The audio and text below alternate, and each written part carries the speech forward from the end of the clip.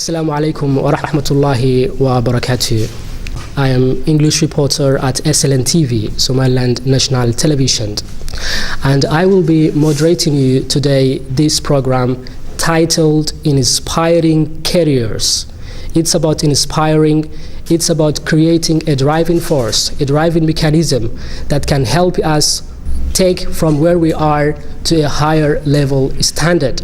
In fact, we have a number of challenges. The challenges are that most of our students, most of our youth have the challenge that they do not realize their dreams, do not change their dreams to reality. And that is a very big challenge. And if we do not face that challenge, we cannot change. The problem is not the problem itself. It's about the attitude we have towards the problem. I'm joined by here a number of professors from different countries around the world who are going to help me discuss this issue titled Inspiring Careers. I would like to thank Admas University Management for organizing this beautiful place so that we can discuss a lot and exchange views that matters our life. I would also like to thank SLN TV, Somaliland National Television Manager Khadar Mohammed Akule, who played an important role this program to happen. I would also like to thank my panelists, my academic panelists, who have dedicated their time and efforts to come and prepare us a beautiful lecture, a beautiful discussion that we are going to have today. I have to thank also to the audience for their time. We also need you, the audience, to talk and say whatever that you have in your mind. I'm going to start our discussion, our conversation today with introducing you our panelists. Next, Adam Ismail is a development economist specialist in post-conflict economic development with extensive experience in both private and public sectors. He worked with DAI as a senior investment specialist and World Bank funded program in Somaliland as investment climate specialist. Adam also runs his own consultancy firm, a smart consultancy and training agency that's called Kotra, and advises large corporations in Somaliland such as Dahabshil and Telesom on marketing and business development. Next to Adam is Tafsaya Zoga. He is a master in leadership, as well as he has a master in English literature. He is also the vice president for quality assurance at Admas University. He has been in the field of education for 19 years. He is also the academic vice president of Admas University Hall, not only the Admas University that is in Hargeisa, he is also the general academic vice president for all Admas University branches. He is also consultant for international NGOs that work in the local. He is very smart and he will help us achieve a lot. Next to me on my right is Mohammed Abdi Abdullahi. He has a master in development studies and as well as human resource management. He's the head of the management department of Admas University. He also worked a number of local universities. He provides different lectures. He's a great asset for us. Next to Mohammed is Hibo Abdo Ali. She was born in Saudi Arabia and at a young age moved with her parents to London, where she grew up. Although she wasn't born or raised in Somaliland, she always wanted to come back to her native country.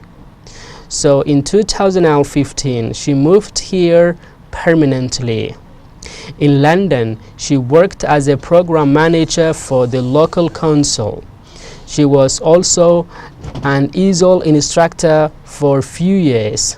At Admas University, she is the Director of Human Resource and Administration and also an English language lecturer. She has a Business Studies degree, NVQ Level 4 in Advice and Guidance, and CELTA, that's called Certificate of English Language Teaching to Adult Qualification. These are our panelists. This is a discussion in which we are all going to discuss together, converse together, and exchange views. I would like to give a chance and opportunity to my audience to make sure that the panelists can identify whom they are talking to. I want you to say your name, I want you to say your title, from which department, and what do you expect at the end of our conversation. Really, my name is Sulaiman Migag. I'm one of the product of Arms University. I'm in master in human resource management.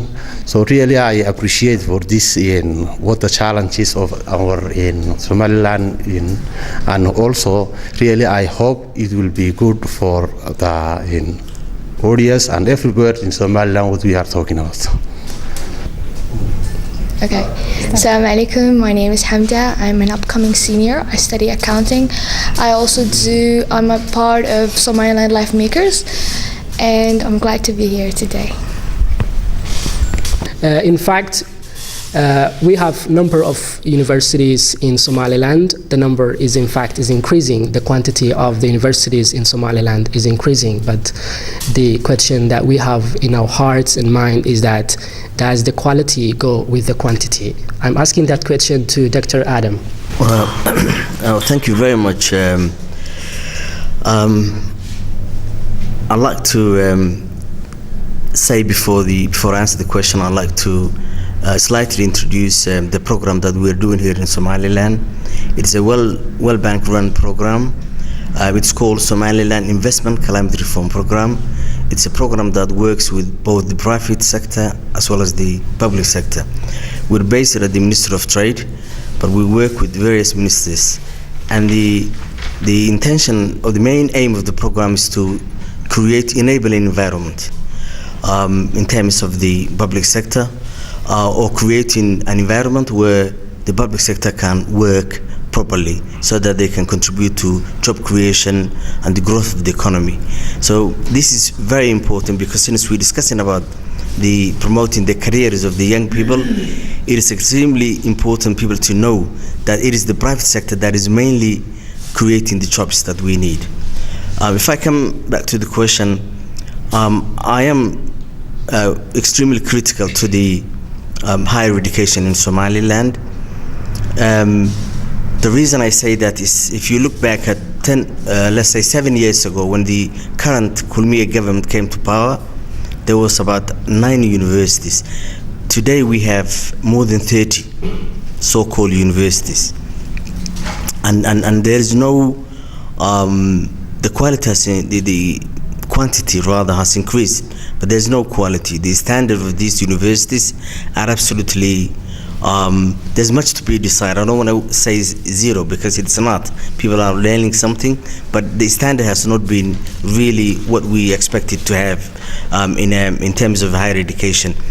Every Tom and Dick and Harry can hire a place and call it a university, and people will come and pay money. Obviously, the way I'm critical is that it is the government that is supposed to be doing the regulation, because without regulation, it's going to be free for all. And the intention here is, if the government provides the proper regulation of education, whereby it sets the rules, then the owners of the universities will adhere to that regulation.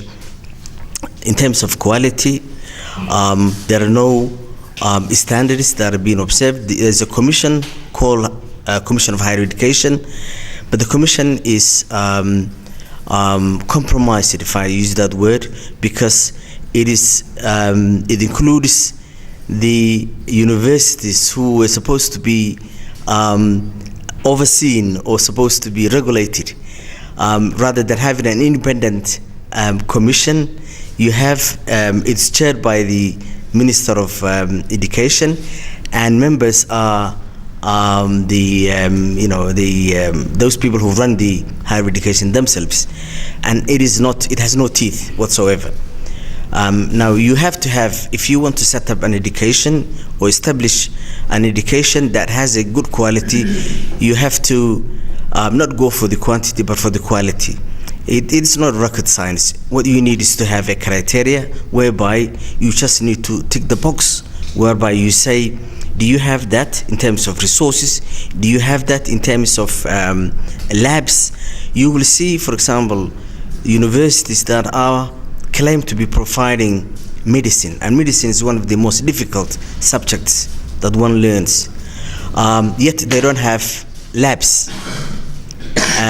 You will see universities who are claiming to be providing engineering, yet they don't have proper labs as well. So I honestly am very critical, but I think Somaliland has done a great deal in terms of the number of university students is increasing. But the issue, I think we will talk about the issue of employment itself later in the discussion. But as far as the quality of the higher education is concerned, I am critical, and I feel there's much to be desired in the way the higher education institutions in Somaliland is run.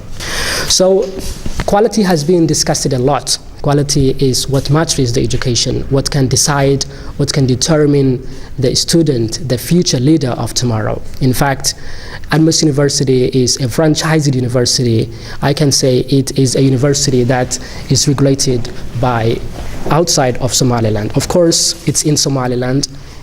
Can we say that, Mr. Tofsaya, as you are the Quality Assurance Vice President, the lack of quality that exists also affects Admas University? So tell us about.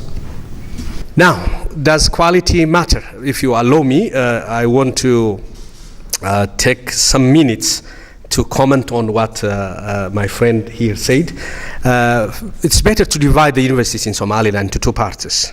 Generalizing that they compromise the quality is not a good. As Admas University, plus as a quality assurance vice president, I stress the word vice president because it is our university that has given due attention for quality and appointed a person at a quality at a vice president level. So it shows the commitment and the deep-rooted desire that Admas University has for quality. In addition to that, quality begins in the minds of the organizers of a given program, a given organization or something, because what matters is the motive. If you are inclined to have only to collect money, you compromise quality. But when we franchised Admas, the name Admas, and brought it here, the people who took part in it, the only motive that they had was helping this country. That time, 11 years back, the number of universities, I can say, was an account of only one hand. And that time, quantity was also a problem, not only quality. So when we came here, we came on the basis of clear strategies. Yeah, we followed the legal route, plus set a strategic plan for 5 years in which the academic programs were identified. Friends, here, quality is meaningless without relevance. When we see why quality is being compromised in Somaliland, the issue of relevance is also there. Some universities are opening academic programs from which the country may not benefit. That's why we come at the latter stage of our discussion. Maybe many young people are outside in the cafeterias due to lack of jobs in the areas in which they are trained. So, yes, the quality of education in Somaliland and issues related to that one also would touch us as university. One of the reasons I give is how is the status of the elementary, junior and high schools of Somaliland. In order to save time, I raise only one issue. Now we teach at tertiary level. Students who have passed through different levels, elementary, junior and high school. At this level, we give English as course, plus English is our medium of instruction. But I dare to say, even if I don't have crucial or a concrete data, majority of our students are not good at English. So how can we deliver our courses and convey the messages, the knowledge, the skill and attitude that we want to pass to the students? Students are not happy when somebody comes and tries to speak in English, they prefer either of Somali, or some of them may prefer Arabic. English is at the third level. So it is integrated. It's not only the universities that should be accused or blamed for the compromise of the quality. From the grassroots level, things are supposed to be straightened. When it comes to the support that we have from the government in order to maintain quality, ensure quality, there are some positive practices nowadays. To give you information, Professor, for you too, National Higher Education Commission now has set a clear criteria in which 16 minimum standards are clearly identified.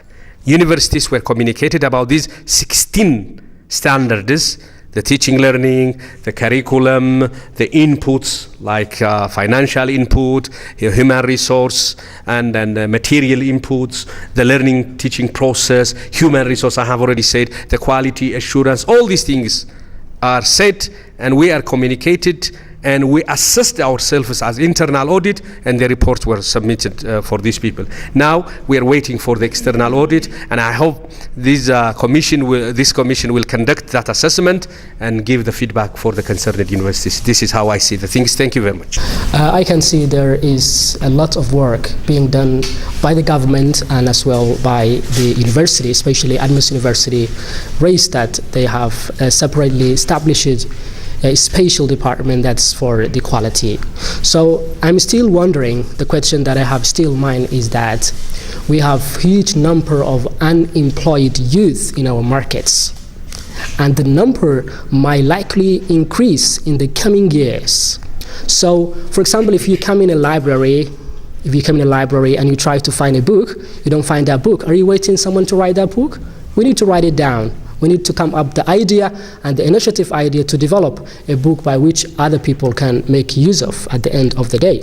So my question to Mohammed is that you're doing a lot, the university is doing a lot, and still the problem exists in the market. And in fact, studies and surveys that has been conducted showed that the level of unemployment rate is very high in Somaliland. How can we reduce to a level that we can say universities have done a great job, even the government has done a great job? So tell us please your insight about this. When can we say? There are a lot of great challenges that most of our youth or our graduates always face. So before I put forward for the recommendations or the solutions that we can reduce this challenge, I'll try to raise some of the problems that they faced before. Number one, yes, I agree with those problems that they had mentioned. I can list a number of factors which makes hard for our graduates to be in the market or to be very competitive. Number one is that language barrier is there. As you mentioned it, I referred some of our secondary school leavers, their examinations, you observe for the subjects that they pass, English is the worst. You can see they are getting biology A, physics A, or something like that. But in English, they are getting Z and D. So you can see our medium of instruction starts from primary, intermediate is a Somali language. So, and a student who have been growing up an environment of being teaching in Somali language, when he goes to the secondary level, and then we say you should learn in English, and then for university level, the same with that one, we are not expecting from him something great on that one. So language is another period. Other challenge that we can refer is that when students are going to enter a faculty or a department, maybe they don't enter basis on their choice. So maybe he's good in something else, he joins another department or another faculty. So that's, then when he graduates, it was not majorly on his hobbies or his interests. When he go into the market, it becomes a great challenge because some others are better than him according to their department. The other challenge is that our students majorly they are given on theoretical aspects. Theories are always given, but we need to have a practical sessions by majorly for the courses which are needed to have on practical. Other things that we can refer is that students majorly for the universities, we don't have an internship. So practical sessions are not there. Then the university students, when they graduate and go into the market, they don't have any clue or any idea where to go and where to start from a job. Other challenge that we can refer is that there's no connections. Our students, they don't have a connections with working industries, connections with businesses that they go, or connections with the NGOs that they are going to join with that one. So mentioning not only for that challenge and obstacles, we can make some recommendations, or we can make some solutions that we can say we can reduce basis on this one. Whatever the matter, the number of graduates are there.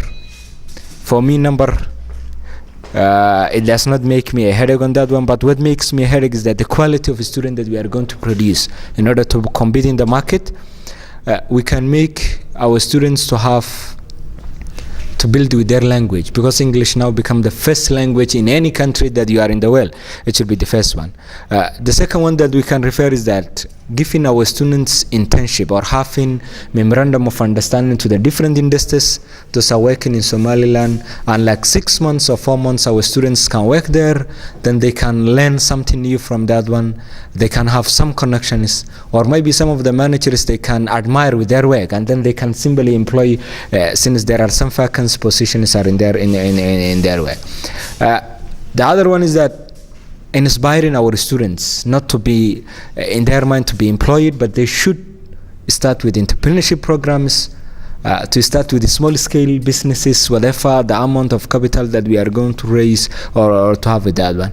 The other solution is that the government by itself, they should allocate some of their budgets to start or to encourage or to inspire by the freshly graduates something to compete within them, to have a competition, to come with a business proposals or a business ideas, and then to invest those are doing or performing their greatest business ideas are there. This is one of the recommendations that they can put forward. So thank you so much. Hibo, the professors have raised it that there is still many things to be done to raise the standard of our education in terms of the quality, not the quantity. So what would you say that we can do so that we can achieve a higher standard quality of education? Thank you, Barkab. Assalamu alaikum.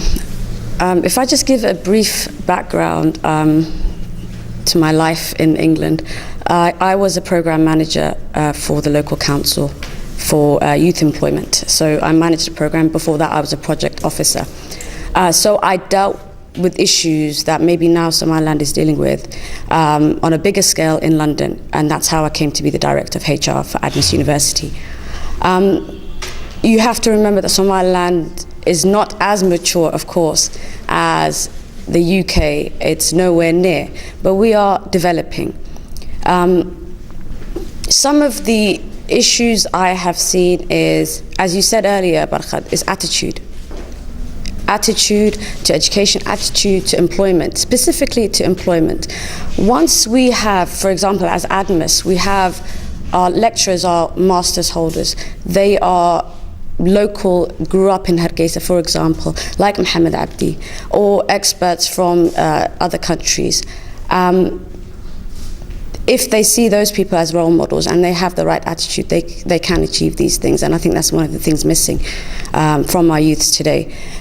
In terms of employment, one of the biggest things that is missing is, as Mohammed mentioned, is job searching skills. That preparing for a job, it doesn't start as soon as you graduate. It actually starts from 16, 17, 18, even when you enter university, voluntary work, internships, just being in a working environment. As ADMIS, we do provide internship programs for our students internally, and our lecturers are connected to other agencies such as CARE, and they do as much as they can to help them enter internships. But I think the basic thing missing is the attitude and the ways to look for a job. Also, the communication skills are not there.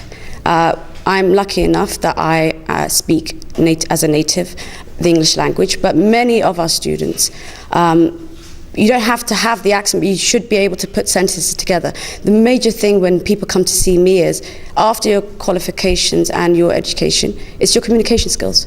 It's how you communicate. That's what takes you or separates you from the others. And if you don't have good communication skills and you can't express yourself to an employer, to even in a simple conversation, then you're not going to reach anywhere, I think. So we focus a lot in the UK on communication skills. That's a key thing. We actually have separate lessons in high school and even in primary age for communication skills. You should begin to learn these from a very young age. I think that's a major thing that's missing. I appreciate if all these things you, Mrs. Hibo, listed down are really something that exists in the university. So I can say you've contributed a lot because of creating these connections. And in fact, having connections are very important. Mr. Tafsaya, I've heard that Mr. Mohammed says universities in local focus on theoretical aspect, which doesn't have that much influence on the background and the future of the students. The practical is something missing. What did you do that you want to make more engaging into the practical aspect and reduce the level of always talking about theory? You know, in order to give practical, or in order to change the theoretical aspects of the courses to practice, the secret lies on the curriculum itself. The answer is not when the teacher gets into the class. The assignment should be done before, when you craft a given curriculum. The curriculum is the guideline, the manual of the course, the courses to be offered in that department. There is a curriculum, and then subsequently there are the syllabi for each course, the course outlines. In that case, what materials are needed, what aspects, what teaching and learning methods, what assessment methods. So when we try to specify this thing to ADMAS, the very first thing that we have is quality curriculum. Not only quality, but also relevant. I echo this word relevant, because the relevance is the issue. If you train people, say a sort of nuclear physics here for Somalilanders, which job are they going to be engaged? So, is the curriculum relevant to the demand of the country? Now, when it comes to the specific implementation of the curricula that we have, what we do is we assign a course instructor who has got the practical training in that area. Even usually what we do is we ensure that the first and the second degrees, their first degree, that's the BSCs, and the MSCs of the teachers match with the course that they give or with the curriculum that they are going to deliver. Because if you don't take any course as at a first degree level, it would be difficult for you to give it if you have only the master's degree. That's the notion we have here. Plus, availing materials, because theory is something that you can air out, but when it comes to the practice, there should be laboratories. Let us take some of the programs that we have here. Take Information and Communication Technology Department. It has got two types of laboratories. Labs, computer laboratories, whereby students learn the software skills, and there is another, what we call maintenance and a network room, in which they learn about the hardware plus the networking activities. A hands-on type of training, not only airing out some theories. So students are not given or are not taught only how to network things by drawing some graphs, but also by practically cutting and in connecting and linking different devices and learning. That's what we do. The same is also true with the health one. The same is also true with our architecture program. Everything. Survey, we don't teach them surveying in class. They are supposed to fan out, to go around the towns and out of the town. This is it, the availability of laboratories plus laboratory technicians. A teacher may be good at teaching the theory, but laboratory technicians who've got the basic skill for, because the knowledge is there, the skill is also somehow important thing. Laboratories with the appropriate personnel. The second is the practical attachment. Let us take one of our programs which is called social work. Social work, students are expected to work with the society by going to different areas. So there are even 3 courses I remember which are called field work 1, field work 2, field work 3. These courses are attachment courses whereby students are attached to the practical. I can name some of the areas. Hargeisa Mental Hospital. Some of our students were assigned there. Hargeisa Correction Center, this is the Kadbur Correction Center, so that especially they can work with young people who get into some wrong things. So such type of practical attachments are also there. In addition to that, the language problem is some of the areas that we saw. Even for the language one, we give practical. We have got a English language center. Fortunately, the coordinator, Mr. Sit, is one of the panelists here. She is here, and she can help me. We teach the students not only the grammar, the chalk and talk type of approaches, but we give them role plays, and we make them to practically learn the oral aspect, because what they like usually is the spoken part of the language. So these are some of the attempts that we have. But I don't mean that everything is smooth. There are hundreds of challenges. To mention some of them, number 1, some organizations are not happy to entertain or to accept our students for practical attachment. They are not open. We assign some students there, and they make them to carry some cartons and some materials instead of practically attaching them.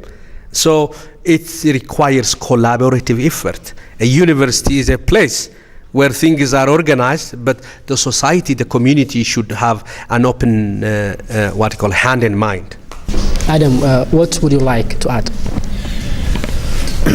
I'd like to add a few things. Well, first of all, education can be divided into 2. The formative education, which is the formal years, and the higher education.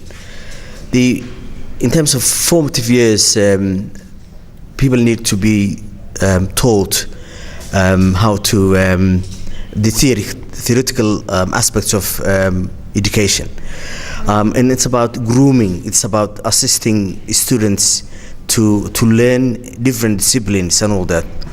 It is the higher education that is quite challenging, and that is allowing students to learn how to research, how to extend their knowledge. It's about knowledge seeking.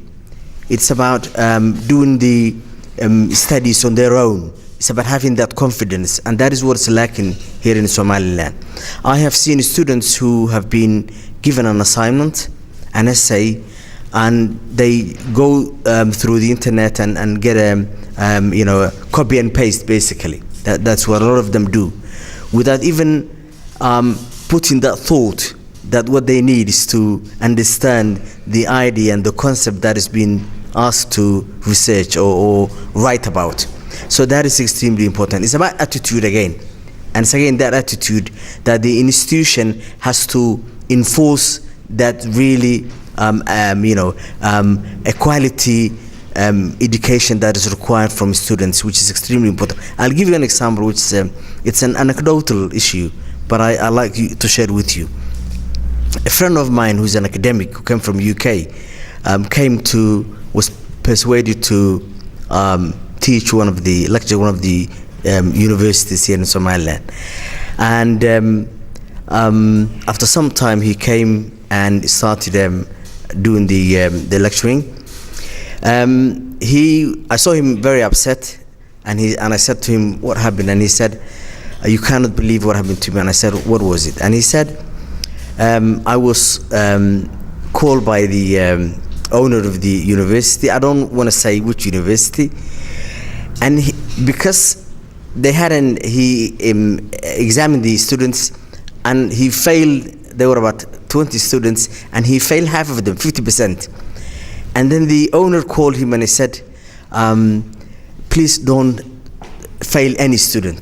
And he said, "Why?" And he said, "Well, people will leave in droves from this university, and that will result the closure of my university. Please don't do that." Can you imagine a higher education who has that attitude, that approach to education, it is merely a money-making machine. There is no intention to teach and to assist the students to learn. So when you have that attitude, there is no entry requirement. I'm telling you, no entry requirement whatsoever. And that is what Somaliland is to grapple with. This is one of the challenges that we have. Now, coming back to the in terms of employment, I'll share with you a study that's been done. I run my own consultancy firm, which we do some surveys and studies and research and what have you. As you know, in terms of the population, Somaliland, there are about 70% of the Somaliland population are youth. 60% of the youth have access to internet in Somaliland. Out of that 60%, 70% use smartphones.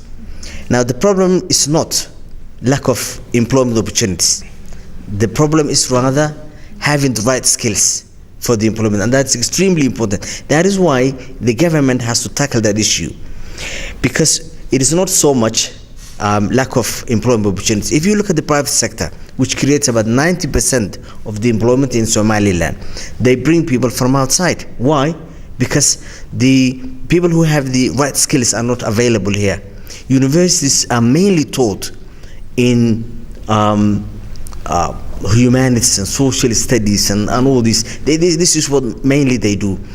Now, and there is also a missing opportunity to create a tertiary or vocational skills, vocational institutions, technical institutes, which are very important.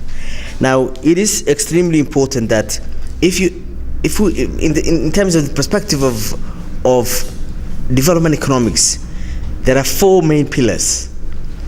The first one is the, let's say, capital resources, and then you have natural resources, and then you have technological resources, and then you have human resources.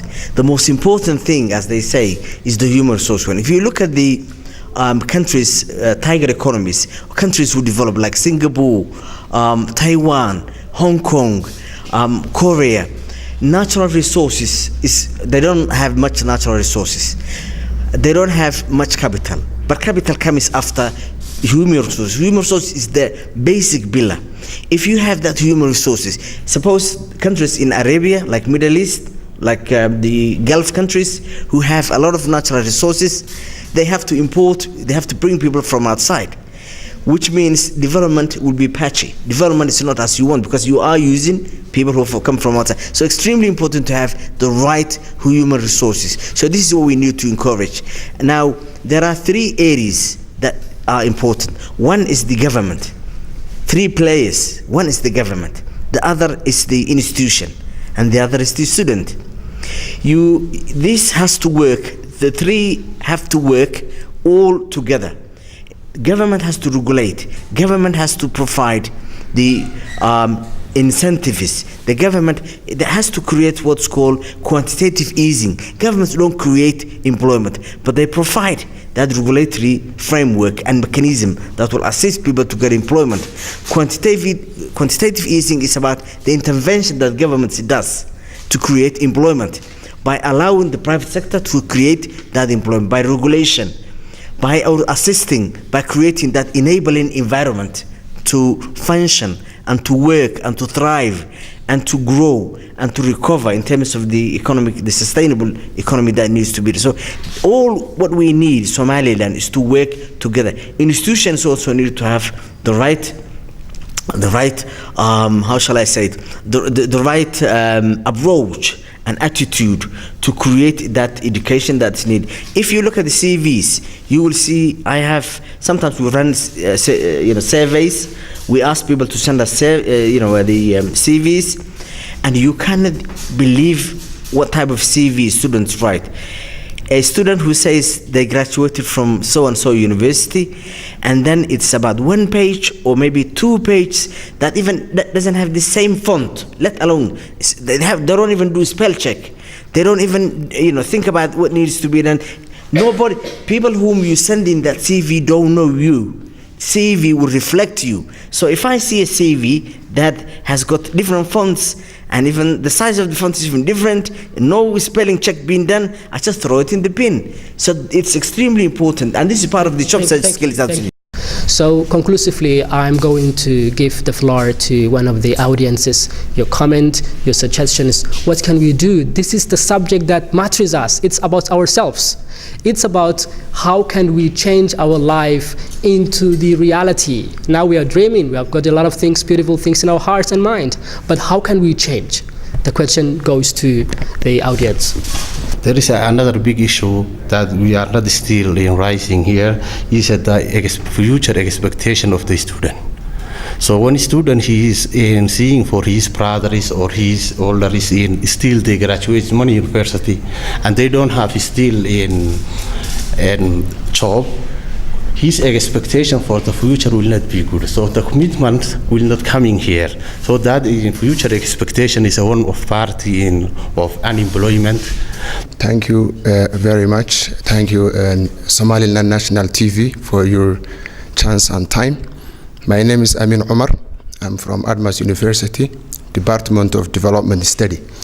And this session is very important. My comment is it is a eye-opening session, and it will give us a lot, because I'm one of the students who are graduating, inshallah, this year, and the issue is also reflecting me, and it is talking about me. So everything you are saying here, the panelists and everyone and the audience is also giving me the opportunity to think and go forward, because it is all talking about me. It is talking about me means it is talking about every student who is graduating from every university in Somaliland. So it will be important to know when you are living in a Somaliland where the country is fragile and there is not that much resource in the country, to know where you are going and to benefit from the small or the little resources that you have. We are almost going to the conclusion of our conversation today. For the last points we want to raise, Mohammed, what is your final message to? My final message or my final word is that we have a lot of hopes. We have a good future which is coming forward. If these things are changing or these things are improved, we can make a lot of changes. One thing that I'm finally saying is that we need to have a role models. When a student is going to graduate, he should have a person to act like him. So when you saw someone who have graduated last year, or someone who is a PhD or master's, but you are not going to act like his mentor, is going to be discouraged. So it's going to be one of the best things that they have. But finally, I'm saying, still we are young. Number of years that we have been striving, or number of years that we have been struggling, is not so much. So I think that Somaliland, we have a good future. We should try to improve our weaknesses, and then we can be like the states that we have mentioned, like in Singapore, in Malaysia. But a number of years are coming.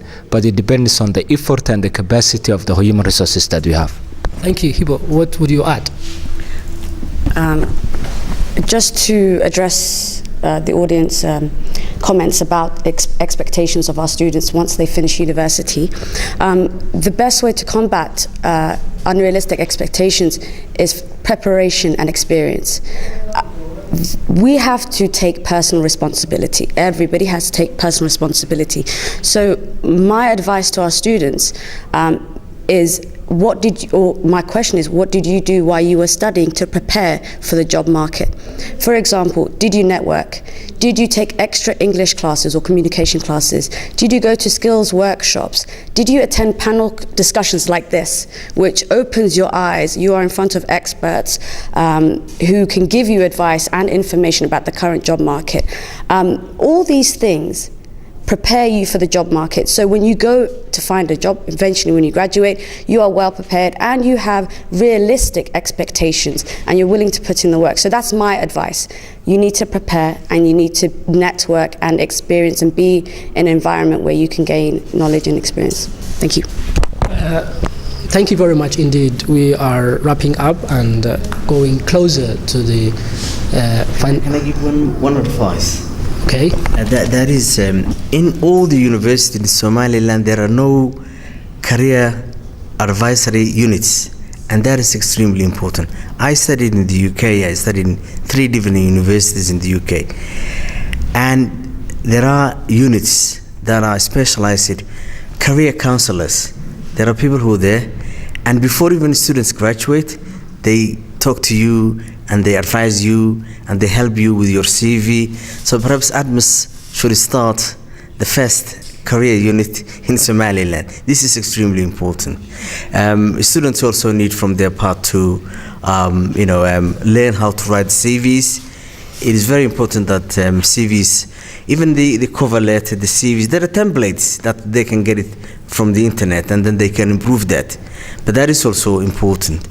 And also what is finally I'd like to add is that there is, if you're in university, you need to extend yourself, advance yourself in terms of critical analysis. That is what the university is about. University is not merely going there and doing a lecture and that's it and go home. You need to learn, and this day and age, there is a cyber library that you can find all the information that you need. But it again comes back to the attitude. So people need really to extend themselves and do that extra mile. That is important. Thank you. Thank you. Tafsai, will you say the last word? As to my understanding and knowledge, there are 6 areas or 6 stakeholders, and all of them should play their role effectively. The government, the policy making, plus implementing. There are rules and regulations. The government of Somaliland or Ministry of Education and Higher Studies or National Commission for Higher Education, they all have their policies as well as the rules and regulations. It is about the follow-up. It is about the real implementation uniformly across all the universities. That's also important. When it comes to the higher education institutions, first of all, the quality, but before the quality, I cry out relevance. Let us train these young people only the relevant courses. Let's take out the irrelevant ones. If they are irrelevant and if are not sellable, let's take them out. That's what I advise. When it comes to the parents, one of the audiences, our student, has clearly suggested that they should identify which university is the best university in terms of quality, in terms of the areas of teaching. All these things should be identified because you are making on the lives of the students. And the follow-up. Now here, at the end of this week, fortunately or unfortunately, we have been passing our time with parents. The student has stopped or withdrew in second year or in first year, and the parents are coming and asking us, isn't he graduating, isn't she graduating? Such type of things are there. The follow-up should be there. And when it comes to students, the students are supposed to change their attitude. Attitude has been repeatedly raised. Attitude. This job is not for me. There is, sorry to use that word, hypocrisy is there. Just feeling that I am super, my job is only to sit in the office, always having a white collar. The blue collar part is missing, and that's also something. I change the attitude and the level of commitment. I am also a teacher. I get into classes. I always fight with my students. They are young people of 20, 19 years of age, but they feel that they are 50 or 60 years of age. And when it comes to employers, let them create equal chance for all, equal chance, irrespective of ethnic outlook or something like that, and let them also give equal opportunity during what we call internship or practice. Finally, NGOs. There are hundreds of NGOs here. Entrepreneurship skill now it's common for all universities. We are supposed to give that course, but there should be a seed money. Where do they bring the money? And instead of dealing with some other issues, seed money and money that can be used, that can be lent for students, with which they can work, profit, and give the original money back. So such type of adjustments can be done. If we work together, we can bring about changes. Talking about everyone's future is not a simple subject, a simple conversation by which professors, by which many academic people can discuss within few hours or maybe within few minutes. Because we are running out of time, we cannot proceed. And Admas University and SLN TV are collaborating together to provide you a version that will be held in the university in Somali, a version that will be in Somali, and we will discuss together about what can we do to make the change we need. Until we meet for similar interesting program, take care and goodbye. Thank you. Thank you. Thank you.